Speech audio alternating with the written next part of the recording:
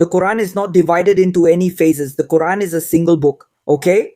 And already in the Quran, it is clearly told when Moses says to his disciples, to the people who were with him, enter, here is the promised land, enter Egypt without fear and fight, this is your land.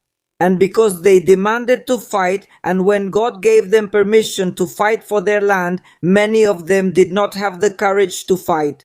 Well, moving on from that, I'm here because I just watched one of your videos talking about what happened in Amsterdam, and I think it's a bit hypocritical. Wait, hold on. I don't want to close this topic yet. I would like to close this topic.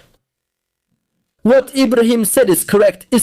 Muhammad does have his revelation. Before Mecca and after Mecca, it means that him and him. The Quran does have two turning points. It makes sense chronologically. So what you're saying is not accurate. There would actually be two. It's not accurate, since many phases of the Quran are from Medina. There are verses in which God, because the Quran, when you talk about the Quran, the assumption is that the Quran simply descended upon Muhammad, peace be upon him, and he's actually the prophet who is mentioned the least in the Quran. Okay? The prophet practices the... You're saying the whole Quran descended at once, but that's not accurate. They were fragments, and those fragments were later compiled. The revelation lasted quite a few years. Is that enough? Well, that's the point. Exactly. That's the point. So if there are two... There has to be a point, right? No, there doesn't have to be. But there is a historical point where you can suggest that there's a different approach. Before having a good political position, before Medina and after, yes, it makes sense. Yes, but we already have verses. Where God is telling Moses, is telling the prophets, much older prophets in Islam, is telling prophets much older than Muhammad to fight evil in the name of God, to take Egypt, which is the promised city, God. Moses told the Jews, but that's not the point. You're quoting the surah without no. The point? No. You're quoting. You're taking the Quran out of context. What Surah 5 says. You're taking it out of context, making people believe. I can teach you using your Quran if you'd like. No, will you let me then? What is the context of Surah 5? The context, the ones taking things out of context are you, making it seem like the prophet of Islam, that the first revelations were all about love and peace, and then when he had an army, the revelation changed and it was about war. And I'm telling you that's not the case. That the vast majority of verses that talk about war in the Quran are not. They are not for Prophet Muhammad, they are for Moses, they are for Joseph, they are for Jesus, they are for prophets before the Prophet of Islam. For us, they are all Muslims.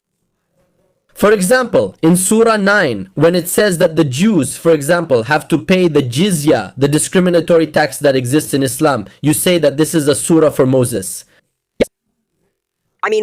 That the Jews under a Muslim government, it's a surah for Moses. No, that's not a surah for Moses because it's Surah 5. Because that's a surah. I have part of Surah 5. Because it's a surah, that's not a surah for Moses because that's a surah. See how you try to swap things? See how you try to manipulate people? That is clearly a surah that was revealed to Muhammad, that was revealed in the time of Muhammad.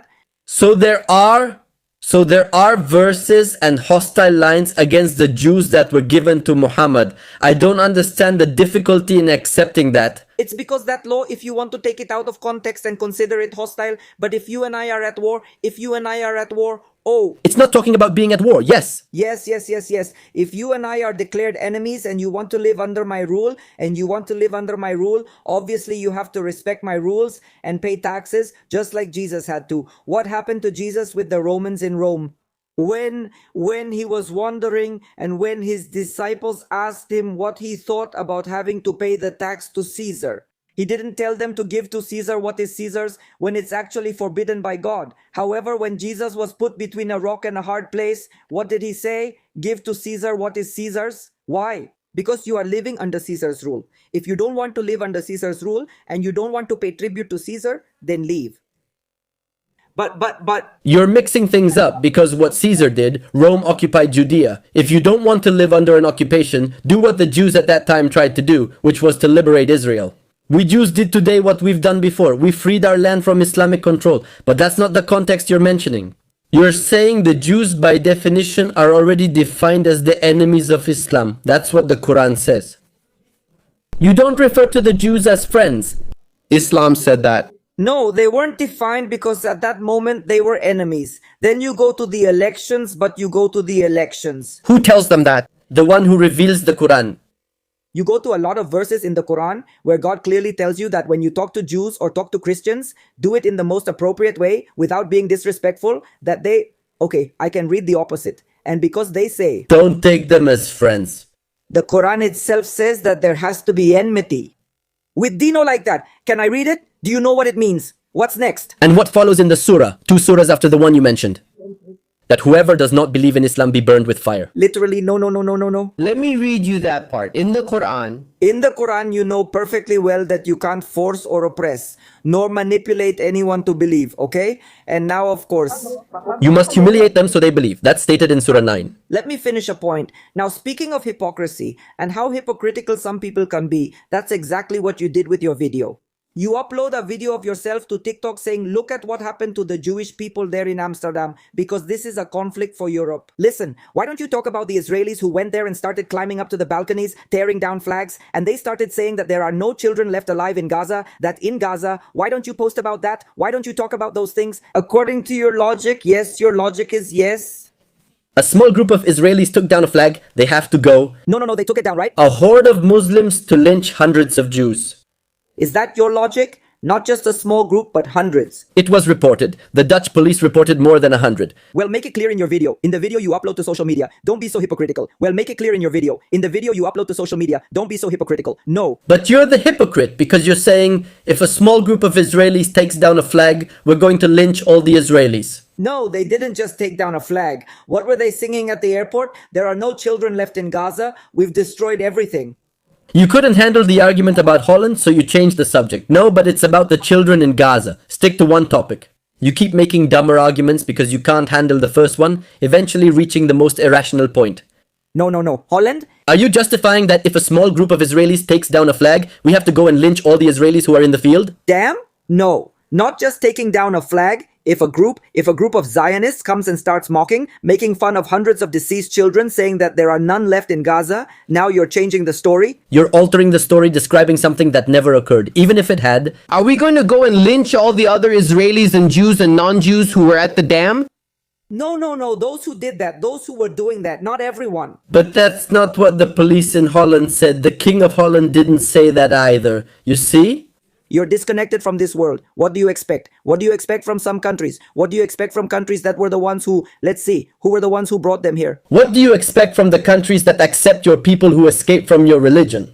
The countries where Islam is enforced, people escape from there to have a better life in Europe, and now you're biting the hand of those who accept you. Wait, what is right? What do you expect from the hypocrites? Who were the ones that led to the extermination of the Jews? Who were the ones that led to the extermination of the Jews in order to steal their identity and create a failed state called Israel and create a country? Okay, you can go, a failed state called Israel. Where is your family from? They murdered thousands of Jews simply to steal their identity, their religion. Let's see how much of a failure Israel is. Let's see how much of a failure the state of Israel is. Where are you from? Where is your family from? I'm Spanish. And you? Are you Muslim? From Spain for generations. Islam is not only for Muslims, for Arabs or for Africans. Or has your family been Spanish for generations? Yes, of course, all my life. I don't know if they came from Norway. I don't know if they came from the Greeks. I don't know if they came from the Ottomans, or I don't know where the ancestry came from, but Spanish. What's the problem? Is it odd for a Spaniard to be? No. The problem is this. Do you know which are the most violent countries in the world? Do you know what religion most of the world's terrorist groups follow? England and the United States are the most terrifying countries in the world. You compare the number of homicides per capita in the United States and compare them with Afghanistan, compare them with Iraq, compare them with Iran, where they execute people. For simply having different ideas. Let's go to yesterday's news. In the last few days, brother, they killed 30 people in a terrorist city in Pakistan. Please, with physiology, I'm talking to this young man. Tell me, let's see, son. During the last 40 years, which country has been most involved in wars? Which country? The United States, with more than 13 wars. And you want to make the world think China is the threat? You want to make the world think Russia is the threat? when the United States and Great Britain have been the two most genocidal, supposedly democratic countries in the last 100 years. Okay, I mean, Alright. okay, stretch your leg and always. Tell me how many people have died in US wars in the last 50 years. Ah, millions. Millions. Millions. Give me a number. Millions? Yes, yes, yes, millions. Just to give you some numbers, okay? Let's see. So you realize the nonsense you're saying. Just so you have some context. Just the Iran-Iraq war, 2 Muslim countries, 1 million dead, 1 million? That's a lot. Just Syria among themselves, like the idiots they are, 500,000. Yemen, nearly 300,000 and still increasing. Sudan. No, idiots. Yes, yes, idiots. Yes. Idiots. Idiots 100%. You don't kill your neighbor because he's Shia and you're Sunni. They're idiots. Yes, they're idiots. No, that's just something from the United States. I thought that was from that era. When a Muslim from the Islamic State beheads another Muslim who is also Sunni, just not from the state, not from Daesh or Goya, it's the United States' fault. It wasn't me. From the United States. When Yabat al-Nusra and Bani bomb another with Kunetra, it was the United States. We're not the Yabat Nusra. When Tade does the same thing as the United States. Who are you trying to fool by claiming the United States is Iran's declared enemy or by saying the US is Iran's enemy? When the United States this year unfroze 600 million that it had withheld from Iran, I mean an enemy country, a terrorist country, the United States wouldn't unfreeze so much money that it had blocked. Right? I mean, the attacks that happened between Israel and Iran, were planned attacks, discussed attacks, with training and everything meticulously planned. You're not going to fool everyone. You might be able to fool part of humanity, but you can't fool everyone. Whoever wants to believe it. If someone wants to walk around blind, let them be blind. But it's not the same to walk around blind as your logic is. It's just that it's very interesting. Your logic is that Israel, a country where 1/5 or 1/4 of the population are Arabs and we live in peace among ourselves, that's a failed state. But Iraq is not a failed state, nor is Iran, nor is Libya, nor is Sudan. Does no one know more names? Afghanistan, nor is Pakistan. Those are, they're paradises to live in. That's why they escape to where you are. That's why they go to Europe, because they're paradises. Right? Let's see. Israel is a failed state because Israel will never know peace in its lifetime. Israel will never know. Tell me, what Muslim country has peace? And do you know why? Tell me. What Islamic country has peace? Because European countries have taken it upon themselves to bring about the extermination of the Jews in order to steal their identity and create a country that doesn't exist, so they can have influence in the Middle East and control the Middle East. That's why when European presidents come out and say Israel represents and defends our interests in the Middle East, they're simply using them for their economic interests. It's all about economics. Honestly, nobody really cares about you. You'll do some things and then say, okay, let's assume your thesis is correct. Let's suppose your thesis is correct. Tell me, which Muslim country has peace? Qatar, Saudi Arabia, Dubai, and the United Arab Emirates. If you want, I can keep going. Thank you. Yes, so the United Arab Emirates is an ally of Israel. Bahrain is an ally of Israel. Saudi Arabia will normalize soon. Qatar, yesterday they expelled Hamas from Qatar. Wait. Saudi Arabia is an ally of Israel? In what way? Yes, when there was. You talked so much about Iran. When there was Iran's attack, Saudi Arabia did. They intercepted some of the attacks from Iran. Yes, but what did the Emir of Saudi Arabia say months ago? He said he didn't want relations with Israel, that there were no relations anymore, and he didn't want them. When they normalize, you'll see. That's also what the United Arab Emirates said the month before. Sudan and Morocco were also saying that a month before normalizing with Israel. No, Morocco is Zionist. But they were saying that too. They said they wouldn't normalize, but did so a month later. And interestingly, Spain is full of Moroccans, interestingly. Why is it an issue if Spain has many Moroccans? It's already full of Latinos and no one complains. What's the problem? Hey, why aren't you mentioning the terrorist attack in Pakistan 2 days ago that killed 30 people? A man detonated bombs strapped to himself. Well, if you want, we can talk about those mercenaries, those hitmen that the United States has spread around the world and all over the United States. Absolutely. Let's be honest. They even admitted it themselves. They created Daesh. And Daesh, they themselves admitted to creating the Islamic State. They themselves admitted to creating Al-Qaeda. All the terrorist groups that exist are financed and created by the West. What a coincidence, right? What a coincidence. No. What's happening here is something else. To kill Donald Trump, what's happening here is something else. You see the Islamic world failing, killing each other, but you have to blame others because you're a loser who doesn't understand that it's your own religion causing this. You have to blame others. That's the tragedy here. I completely understand that you have no damn idea and you're hypocrites. I can't be a hypocrite. I know that not every Jew who does something is doing it. For me, if you as a Jew kill and murder children, I assume that Judaism does not approve of that. That's why there are a lot of Jews against Israel. If a Christian acts in the name of the Bible, I oppose him because I know the Bible doesn't command it. But here in the West, what they've done is create terrorist groups, finance hitmen, mentally ill people, carry out attacks in the name of God, and say that they are Muslims. Just like there are a lot of people on social media saying, oh, I'm Muslim, oh, and Islam says this, and Islam says the opposite. It has nothing to do with it. Nothing. Anyone who truly knows their religion knows what is right and what is wrong. Hey, but the Quran has 264 surahs to kill everyone. I as a Muslim do not approve of any killing. I do not approve of any injustice. Then throw away your Quran. Then you are against Islam. I as a Muslim, you're against your Quran. I as a Muslim, that's what you think because you have no idea what you're talking about and you're trying to manipulate people. And I, as a Muslim, simply have one goal in this world, which is to do good and fight against evil. And evil is all those people who are corrupting the earth, who are killing hundreds of innocent people, who are bombing schools, who are bombing PETA. And what are you doing here instead of helping in Valencia? What are you doing here instead of helping in Valencia? Who told you that? Who told you that, loudmouth? Is that doing good?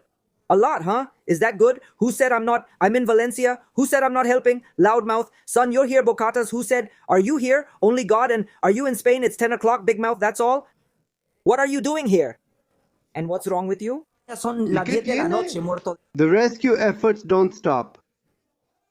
The work continues. The effort continues until that's cleaned up. My Lord, you judge me, you will be helping me, and you will judge me. God will ask you when I die. Of course, you and your damn shitty book. I can judge you and your damn book. 264 to avoid slipping without scares. Before it stops, to avoid slipping insults. To avoid slipping?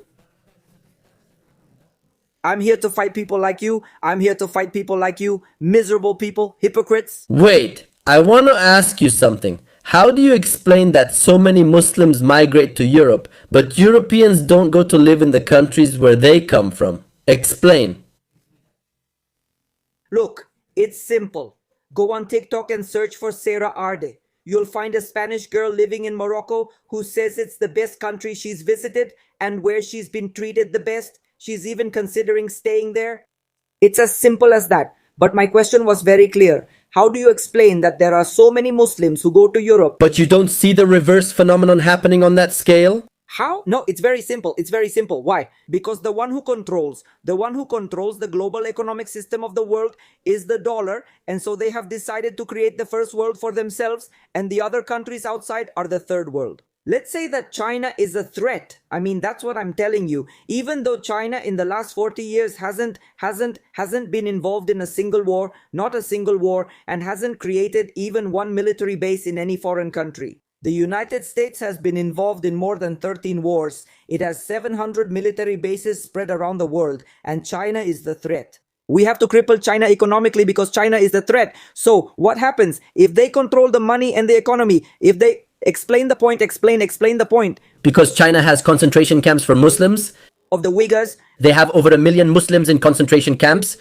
But let's leave that aside. I asked you something very clear. We're talking about the economic issue because Europe and the United States just print money as they please. Take over the resources of third world countries and keep the other third world countries starving and have them come here to Europe to work as cheap labor. Many people are forced to migrate out of necessity, whether you accept it or not. So how do you explain the economic situation that's developed worldwide? And because more Jews from the West come to Israel, the Jews who come from the West come to live in Israel more and more. Of course, that's very simple.